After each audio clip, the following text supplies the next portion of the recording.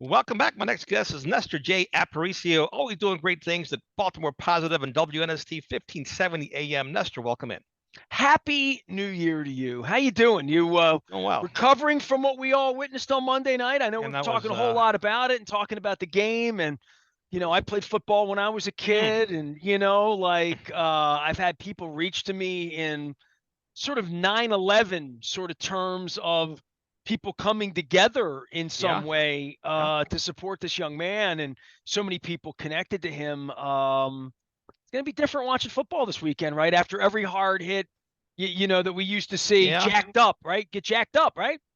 You know what? It's one of those things that you're going to remember where you were when you saw or heard about the event. I was driving home from worked very late to close out our year, and turned on the radio, and I heard both.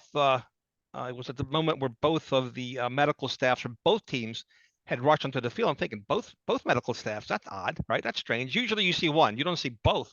So I'm thinking this is really really bad. And I flashed back to Daryl Stingley laying motionless on the turf when Jack Tatum knocked him out, and he was paralyzed. And I also flashed Were you back to watching that game? I I was was. watching that game. Yeah, Yeah, I man. was watching. I was 9 years old, 10 years, Oh, but I was watching I that was game like with my 12 dad. years old myself. So I watching never that missed a game, playoff game in my life, Dennis. yeah, Like, you know what I yeah, mean? Like, literally, right? All these I'm years. I'm right there with you. And so flashback to that, and then I thought about Van Brooks, who we support his foundation, Of his course. SAFE foundation. I'm thinking, man, these things are life altering, and all you could do is pray for the young man on the field. So when I got home, I turned on the TV, and my goodness, it was just surreal, wasn't it?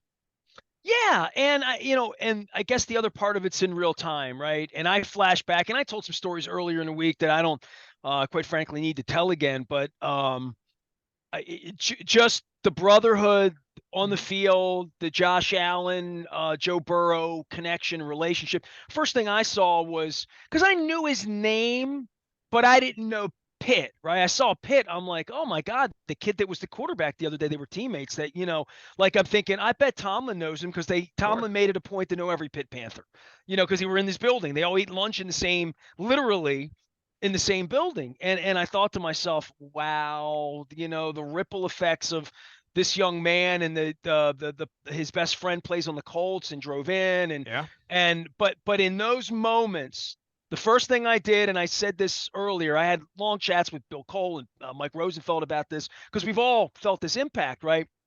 Was where you were. My wife had fallen asleep on the game. She said, "Wake me in the third quarter." I know that she had just had a long day, back to work, holidays, Hmm. German donor was like just she was just worn out. First day back at work, right? So and it all happened quickly. And I saw when I was watching it, the motion on the field didn't look right. They went to a TV timeout. They went to another TV timeout. I'm now on Twitter thinking this is why I need reporters.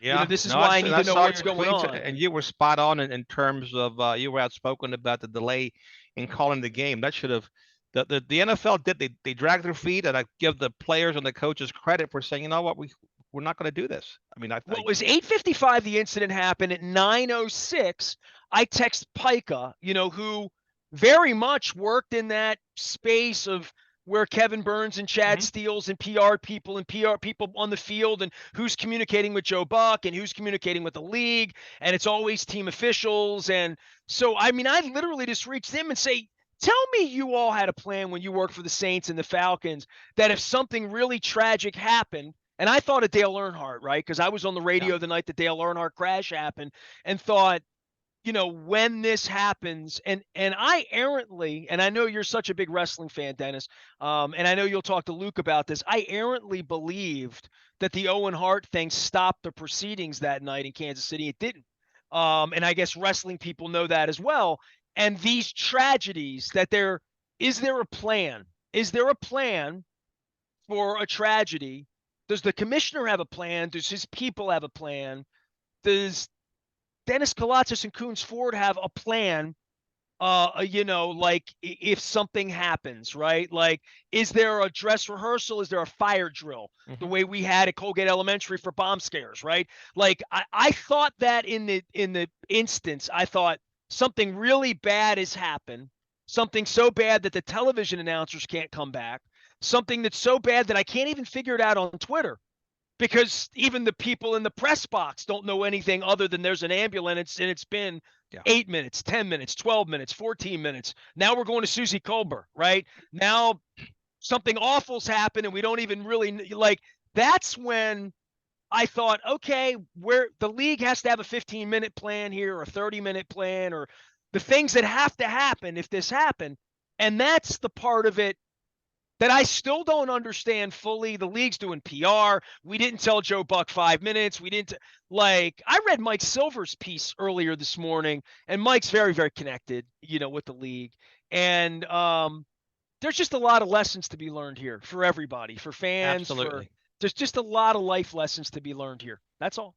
Yeah, there's no question about it, and it was the positive is it was great to see the teams come together, the players. And fans across the country, and there's a lot of good left in this country, a lot of good left in this world, and prayers up for him and his family as he continues to recover, and we certainly wish him a full and speedy recovery. Yeah, we worship football too much in this country, right? Absolutely, like, we do. You know what I mean? Like it's gotten out of hand, and when I get critical, it's just because I hate Steve Bisciotti or the team threw me. No. I've sat with these men at 28 Super Bowls that come in with CTE, and there's a reason they don't want Sylvia Mackey around anymore. They don't want these stories told. They don't want. And I shared a piece out on the WNST Twitter now that my personal Twitter's been thrown off because I'm a journalist. I shared a piece that these Cleveland writers and a football player had done. And I would encourage everybody to go out and watch it. It's 5 minutes long, and it's just a football player doing what Ryan Clark did in real time, doing what Scott Van Pelt did in real time, doing what Dan Orlovsky, like the stuff that's shown up on our timeline. With Adam Schefter, I'm sitting there watching Adam Schefter and Susie Colbert, two people I know well. Two people I've done things socially. I've had real dinners in the real world, off lights, off camera, off air with both of them. They're in my phone. They're friends of mine. And watching them and Scott Van Pelt, who I don't know well at all, right? I know him high, email, whatever, but I don't know Scott. But watching all of that unfold that evening while my wife had sort of woken up and was mortified, and I still haven't watched the play. I haven't gone on and watched it again. I saw I the had play. to turn it off. I walked away. I literally had to walk away. No, I saw the play when I got home because I was curious, and I saw it on Twitter. And again, it wasn't anything egregious. We've seen much, much harder hits, and it's just the way the young man just fell backwards and collapsed. That was really, really, really bad. But it wasn't the viciousness of the hit. But anytime you get a shot to the chest, I remember Chef Boyardee's grandson at Cornell, lacrosse player, defenseman. A kid from the other team shot the ball at the goal. He goes on the way, hit him right in the chest, and guess what? His heart stopped beating. So anytime your chest suffers trauma, whether it's a car accident or a ball hitting it, could be a lacrosse ball, a softball, a baseball, it can cause your heart to either pop out of socket or cause arrhythmia and put you into cardiac arrest. Well, I mean, it takes all of our breath away.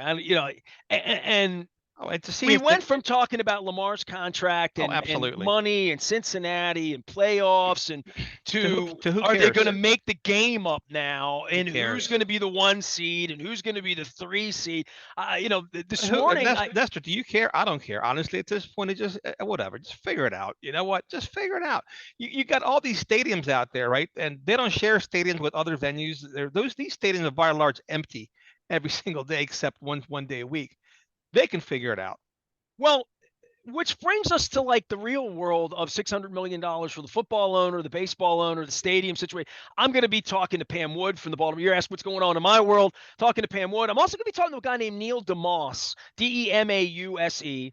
He has a website called Field of Schemes, and he just documents where all this money's going from, all of this economic impact and like whatever.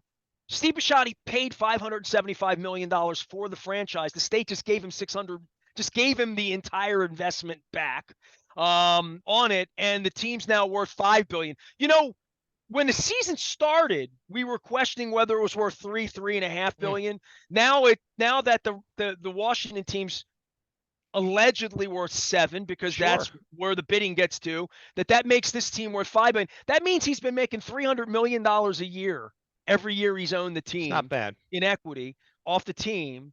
And the state's giving money, not only just banning journalists, but not taking questions. There's no where the money,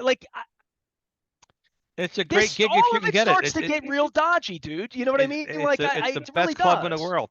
It's the best club in the world. Only 32 members. Members only, right? They should all have members only jackets. It's a fantastic club. And They can look, afford better jackets than that.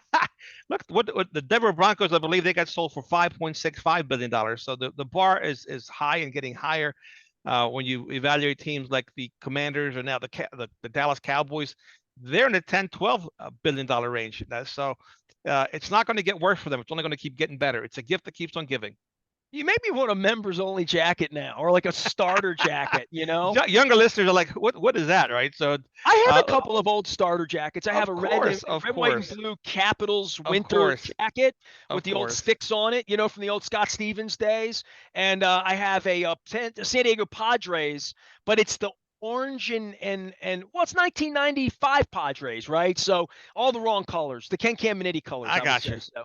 Yeah, but you know, the members only part of this and what the league tries to get away with, right? Including this young man in Cleveland who did a soliloquy in regard to insurance, what these guys put on the line, why Lamar might not want to go out there and run at 80% this weekend, and a game might be a preseason game, and why we care so much about it, and why we like the gladiatorial, violent part of the sport, why it appeals to us, and why we gamble on it, and why we paint our basements purple and put purple flamingos and lights up everywhere.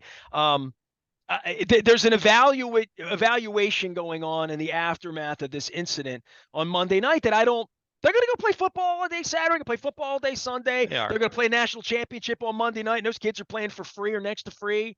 You know, so we love football. I mean, we love football so much, Dennis, and I thought about this today, and I'm going to throw this your way because you've been, as a fan, more critical of the fan base. And all of my people and sponsors have to go to the games and see that the fans have changed, that there was 20% Steelers fans the other night, like all of that. Is there a tolerance next weekend to get on a bus and go to Buffalo if they play in Buffalo? I'm just asking. Not giving any thought to it. Zero. From my end. They're going to play a game next week. They're going to play a really meaningful playoff game next weekend. They're going to play it in Jacksonville, Buffalo, Kansas City. For me, it's Cincinnati. a no. For me, it's a no. It's just a no. I mean, you asked me. I'm telling you, the thought hasn't crossed my mind. To me, it's a foregone conclusion that wherever they go to, they're going to lose. Particularly, Lamar Jackson doesn't suit up. Where are you on that? I mean, Harbaugh coming out now and just basically saying, I'm not even going to talk about my superstar quarterback that wasn't on the Christmas card, that we haven't heard from. We haven't heard from him. We're like, there's an accountability issue here that speaks to my media sense to just say, tell people what's going on. That's all. Just be a little more transparent for the gamblers that you're sanctioning as well, but just transparent for the integrity of what you're doing here and what the level of expectation should be. Harbaugh is stuck, Nestor, and I'll tell you why.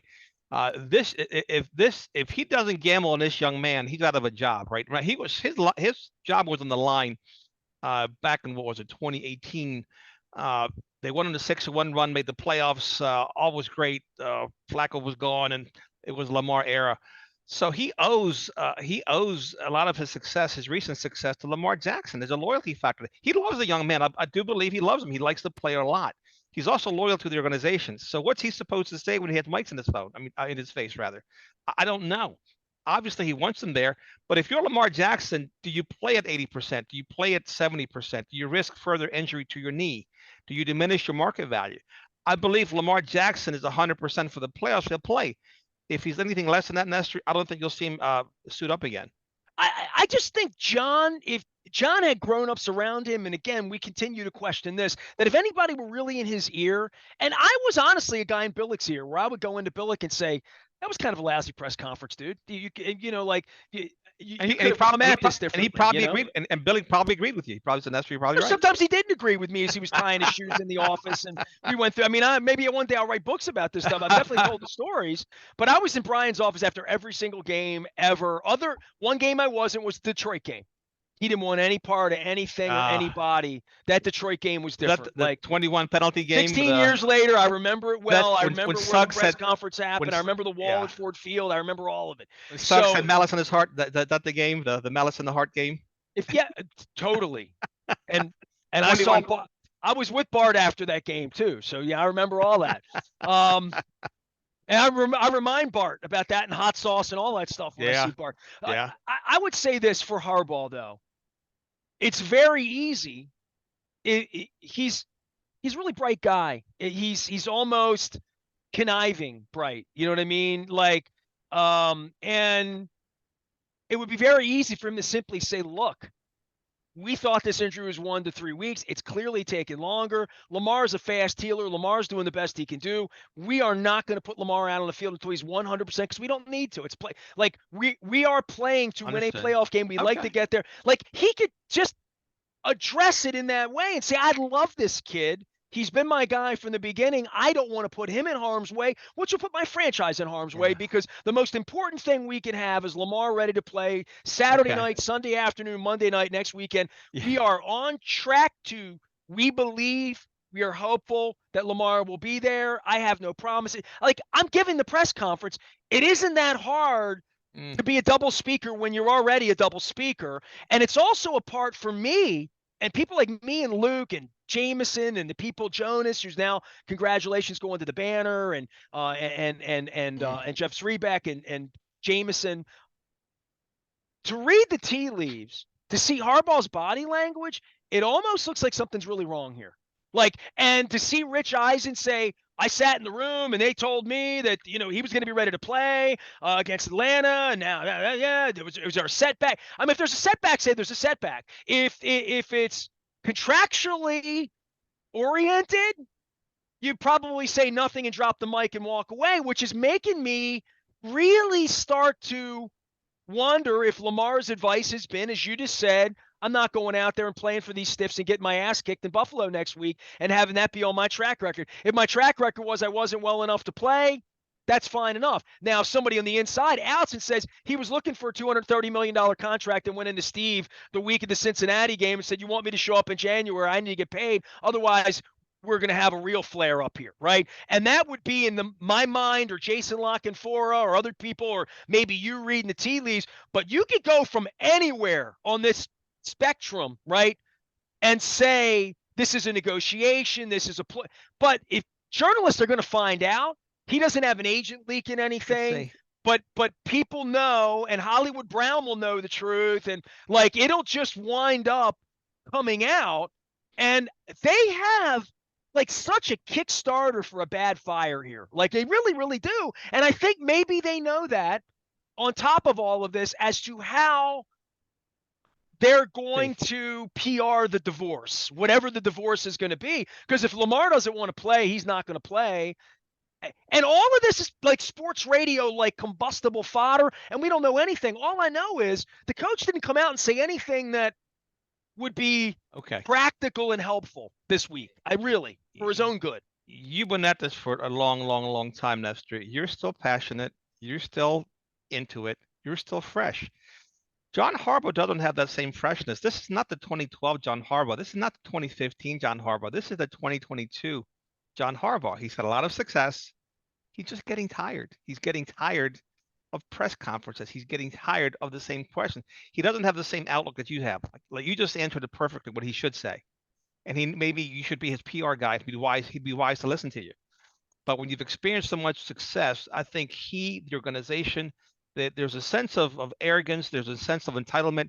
You have seen it firsthand, Nestor. So I do think there's a lot to do with that. He just the Bill Belichick way. I just don't feel like they just got $600 million. Hey, the franchise is worth $5 billion. John Harbaugh was worth $100 million. His brother and family are worth upwards of $250 million.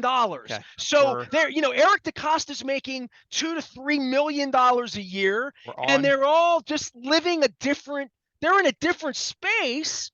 Nestor. And this kid who was making $800,000 this year with $150,000 bonus, whose family's praying over him now. There's a wide, and Mike Silver came to this I mean, you should go read his piece because it talked about the arrogance of ownership showing Of up at course. 9:10 p.m. on Monday night in thinking they were going to go have a football game again. Yeah. Yeah. We're Like, we're on to Cincinnati, and Nestor. we are. And is it, I'm just telling you that he might as well just say after every presser what we're going to be on to. In other words, don't ask me any questions. If I have something to tell you, it should just be a dissertation of what he feels like telling the media and the fans. That's but all. that is the way Bisciotti interacts, right? Understood. Bisciotti Understood. interacts in privacy against the Atlantic Ocean at a $1,200 a night resort with the 3 of the 4 people who gathered. This Okay. is just this year, right? This do whatever you want to the media. We're impervious. We're getting 600 million Yep. from Larry. It doesn't matter if we win or lose. We want to win, but it doesn't matter. Doesn't even matter if Correct. the stands are full. Doesn't even matter Correct. if the stands are empty. Doesn't even matter if the Steeler fans are in. Doesn't just sell the suites Correct. and take care of the 141 sponsors, and we'll figure Lamar out because there'll be another quarterback anyway. Let me I ask mean, let me ask you this now, because it's clear that Bisciotti's toting the line for the NFL owners by not giving Lamar Jackson a guaranteed contract, right? Uh, it's clear the owners don't want to pay guaranteed money to players. Do you think that the NFL is going to go at some point the Major League Baseball way, where they are guaranteeing players contracts? And is this what this battle is really all about? Not I just think the battle would come from the Players Association with a kid on life support right now and saying, what does that kid's family's future look like? Which right. was and again, I keep going back to this piece I shared because I sat there and I'm like, oh, this is the real thing. This is, I think it was Odyssey. It does a TV thing in Cleveland. It was a Cleveland-based thing, and this guy talked about what happens to this kid's family now, where insurance, and also talked about the Players Association, how many players have filed claims on CTE and how many are really being taken care of. It's like 15%. That's terrible. So, like, and I know some of these cats, right? And I knew Tony Saragusa, who did really well for himself, right? Made it, Tony made plenty of money. But I don't know that I'm just thinking of other guys of that era who've had health issues. I mean, Anthony Sure. Poindexter could barely walk when he left here 20 years ago, Of right? course he did. So, Yep. right. I mean, so I'm just thinking of other people who had potential to make a lot of money. Sergio Kindle, right? Like, just names of guys that Yeah. came and went. And as I get older and the guys I know get older and I see them die, break down, have issues, all of these Of things, course. Orlando Brown's not some guy that I saw play with a helmet. He's a guy I talked to 100 times, Right. more than that. So, Well, I mean, these are real people, and that's never lost on me, ever. what was So, that as study? a journalist and having been in there watching these guys bleed, watching these guys cry, watching Lee Evans have to answer questions in the corner of the locker room, watching other guys sneak out the back door after they give up a game winning. I mean, I've seen it all, and I have respect for all of it, but I'm not so sure Steve Bisciotti has as much respect for it as he needs to. And I certainly don't think John Harbaugh has as much respect for the fans in regard to as much as they should, right? As much as business is good for them, right? It really is. I'm doing the math here. There it is. When that study came out, the CTE study, 223 players they studied and 222 had CTE, right? 99.5%. The next day, John Urschel, the mathematician, retired from the NFL. Here's a smart guy, right? A brilliant guy who said, you know what? There's a 99.5% chance I'm going to have CTE at the end of my career. I'm out. I'm done. And that, to me, that went under the radar by and large. It was a story for a hot minute, but then it went away, Ness. But it stuck with me. Oh, and also was a question of, he didn't really want it. He wasn't one of us. He wasn't tough enough. Right. I would just say this, and I've texted Marvin this week. He and I have been trying to get up since Christmas. We'll catch up at some point. And not just on the air, but just like in real life, catching up with people during the holidays, people I care about.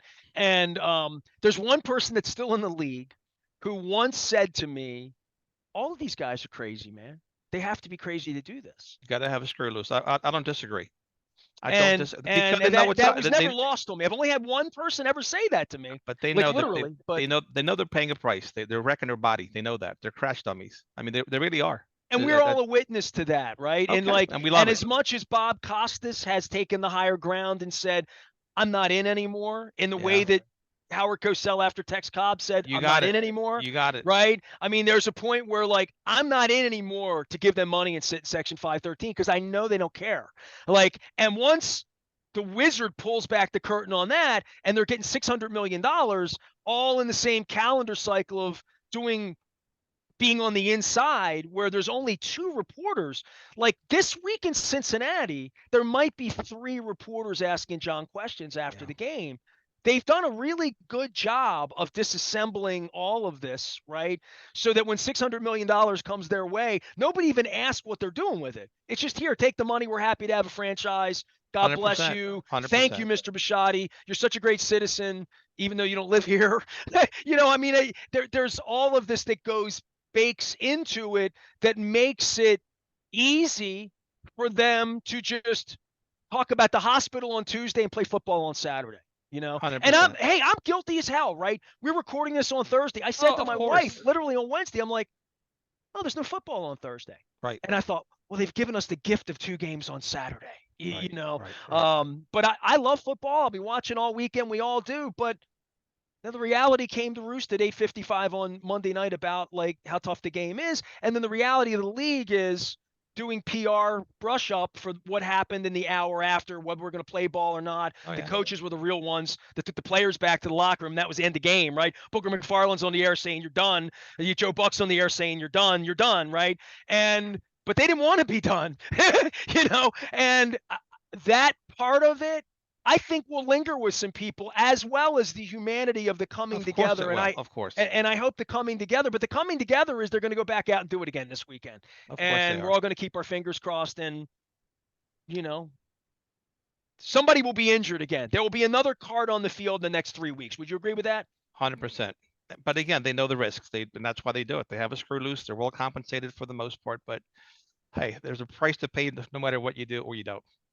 And a fight to be fought publicly in regard to the Players Association, Lamar's money, Steve's money, who's making how much money, who's guaranteed what, how much the TV people are making, where the gambling is going to inevitably take this to a completely different height.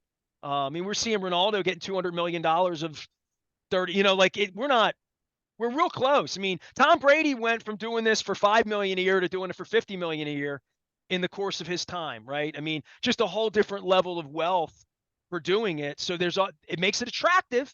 I mean, I had sure it does. I had Sean Merriman on this week. You're asking things I'm doing. He's in the MMA business, and I had him on the morning after this thing, and he's wired that. He's a football player, right? Like just wired that this. But I see the MMA thing as, oh my God, I can't believe 5 guys a year aren't dying doing that. Like I just think that out loud, and I think. I wouldn't want my son doing it or my daughter. I know women do it too, right? And I know you enjoy that too. But I think about the inherent risk for all of these people and think like cognitively, I'm glad I'm still together at 54. I really am. You and I both, Nestor. So I appreciate your time as always, and I wish you a very healthy and a very happy and prosperous new year. I thought I could get you on the Buffalo bus and go to Niagara Falls. I really did. No thanks. I'll watch it on TV. Talk about the wings and I have a big beautiful TV set like most Americans, and I'll be watching it from the comfort. It'll be really warm there. It'll be in the 30s. Be even warmer in my house. Have a great weekend, man. Enjoy the games, and I'm sorry this got a little heavier, but it's been a heavy week, man. It really has. It's stories we have to tell, break down, and analyze. It's always We'll talk about whether Lamar's playing in the playoffs next week. That's right. We'll figure that one out. There he goes, Nestor J. Aparicio here on 1570 AM. WNST will take a break. Come back right after this.